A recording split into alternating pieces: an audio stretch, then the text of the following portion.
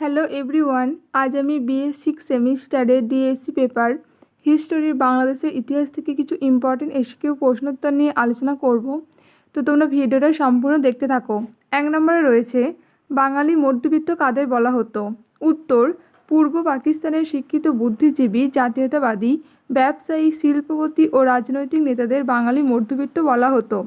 2 নম্বর, বাঙালি রাজনৈতিক অভিজাত কাদের বলা হতো? উত্তর, বিংশ শতাব্দীতে পূর্ব পাকিস্তানের যেসব শিক্ষিত এবং বুদ্ধিজীবী ব্যক্তিত্বরা জাতীয়তাবাদের রাজনৈতিক আন্দোলন সংগঠিত করেছিলেন, এরা বাঙালি রাজনৈতিক অভিজাত নামে পরিচিত। 3 নম্বর, দুজন বাঙালি রাজনৈতিক অভিজাত ব্যক্তির নাম লেখো।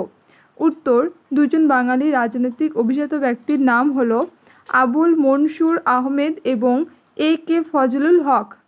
4 নম্বর, শেখ মুজিবুর রহমান কে ছিলেন? উত্তর, শেখ মুজিবুর রহমান ছিলেন বাংলাদেশের স্বাধীনতা আন্দোলনের সময় আওয়ামী লীগ দলের নেতা। তিনি বঙ্গবন্ধু নামে জনপ্রিয় ছিলেন।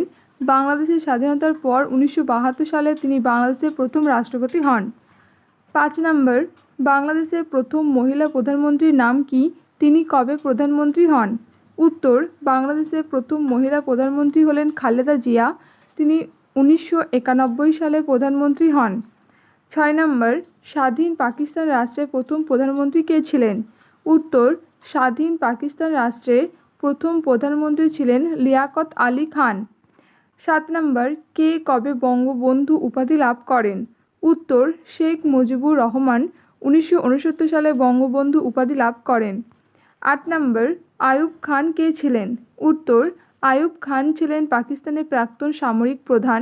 পরবর্তীকালে তিনি পাকিস্তানের প্রেসিডেন্ট হয়েছিলেন। 9 নম্বর, সার্কের প্রতিষ্ঠাতা কে ছিলেন?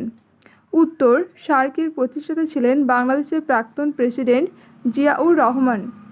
10 নম্বর, সার্কের সচিবালয় কোথায় অবস্থিত? উত্তর, সার্কের সচিবালয় অবস্থিত নেপালের কাঠমান্ডুতে।